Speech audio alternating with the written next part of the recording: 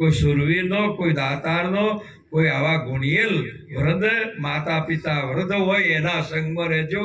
કુસંગમાં કોઈ દાડો જતા સંગ તારે ને સંગ ડૂબાડે છે, માટે કરીને આવો સંગ એ ઉત્તમમાં ઉત્તમ દેવાના દેવ અને હતા. પણ ઇન્દ્રે પણ સતોઈઓનો સંગ એવો મળ્યો ને તારે એમને નરકમાં જવું પડ્યું, પદ ભ્રષ્ટ થયા અને પુની પરવારી ગયા અને નરકગામી બન્યા હતા. એ સંઘનો દોષ છે.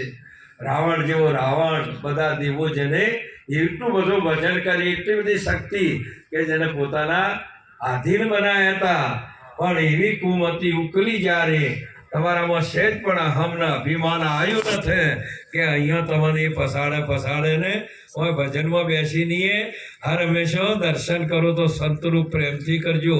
જે કોઈ મહાપુરુષ સંત બોલે છે ને એ સંતનું સ્વરૂપ છે. તમે એમ ના સમજે કે આ દધારામજી મહારાજ ઉભા થયા એ ગોમના હતા. તમારે આટલો બધો હમણાં શંકરરામજી બોલતા હતા કે હવે ભાઈ હવે થોડું બહુ ઓછું બોલો તો, પણ સંત બોલે છે સાચું છે. ભલે તમારે ધરાયેલા છો પણ કોક તો અમો ભૂસ્યું છે. મહાપુરુષે કીધું આટલું બધું પરમાત્માએ 18 વનસ્પતિ પ્રગટ કરી છે. તમારા કોમની તમારા ઉપયોગમાં ના આવે એને તમે નકામી કહો છો, પણ એ તો બીજાને ઉપયોગી આવે ને બીજાનું એમાં કલ્યાણ સમાય છે. પરમાત્માએ જે આ વચનો આજે વાણી રૂપી આ વેલ છે, એ અમર વેલ છે, એ ઔષધિ છે. અને કોઈ નહીં કોઈ કદાચ એ ઔષધિનો ઉપયોગ કરે ને તો મહાપુરુષે કીધું કે એનું જીવન ધન્ય બને ને આવું જીવન સુધારવા માટે વળતો ફેર મળે. એક વખત એક મહારાજા હતા ને એટલા બધા ધર્મનિષ્ઠ હતા, એટલા બધા પ્રેમી. અમારા જે કોઈ અતિથિ આવે, કોઈ બ્રાહ્મણ આવે, કોઈ કદાચ રાવ આવે, કોઈ મહાપુરુષે કીધું ગમે તે ભિક્ષુઓ આવે ને છતાં એમની જે ભાવના હોય પ્રમાણે એ પોતે દાતા હતા. આમ કરતો કરતો કાયમ બ્રાહ્મણો બીજા કાયમ આવે અને કાયમ પ્રધાનજીને કે એમની જે ભાવના હોય તમે તારે આપ્યા. આ બધું આપણું નથી, આ તો પરમાત્માનું છે બાપ. અને પરમાત્માનો ખજાનો કોઈ દાડો ફૂટે એવો અને જ્યારે તમે તમારું માન્યું એ દાડો તમારા ખજાના તળિયે કોઈ રહેવાનું. આ એક વાત ચોક્કસ માનજો, આ છે તો પરમાત્માનું છે, બીજા કોઈનું છે. કોઈને અહીંયા પાણી પાવો ને તો એ પરમાત્માનું છે, તમારું નથી. આ રોટલો ખવારો ને તો એ તો પરમાત્માનું છે. તમે આ ખેડૂતે જઈને બી વાવી શક્યા પણ ઉગાડવાની એમના પાસે શક્તિ અને એના પર એકનો અનેક કરવા માટેની શક્તિ તો એ છે બાપ. માટે કરીને તો કે મેં આટલા ઘઉં પેદા કર્યા છે. આ વાત 4 યુગથી તમે તો ખા આયા પણ કોથળા ભરાયા જ હોય છે પણ ઓછા થતા.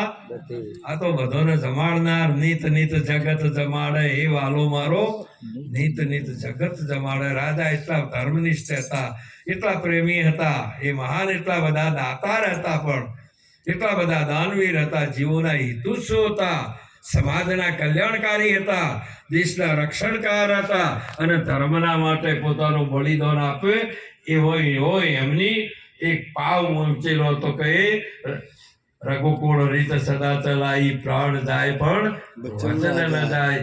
આવો એક રાજા કાયમના માટે દોંધી.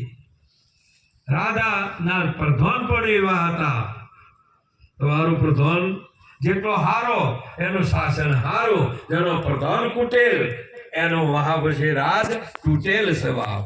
તેમ તમારા ઘરમાં એમ તમારો સલાહકાર તમારા ઘરની અંદર કેવું છે એ તમારા ઉપર આધાર છે. બધાને પરમાત્માએ હરખો આપ્યું છે, પણ તમારે જ્યારે કદાચ જોડે પ્રધાન એવો આવી ગયો હોય ને તો એને નિભાવવો ને એને એના હારા માર્ગે દોરવો ને એ તો સંતના હાથની વાત છે બાપ. સંત જેવા સંત તારી દેશે. માટે કરીને આવો એક જીવન. એક દિવસ પ્રધાનજી કીધું બાપુ આ રોજ તમે જે કોઈ આવે છે ભિક્ષાન દેહી, કલ્યાણ તમારું થાવ.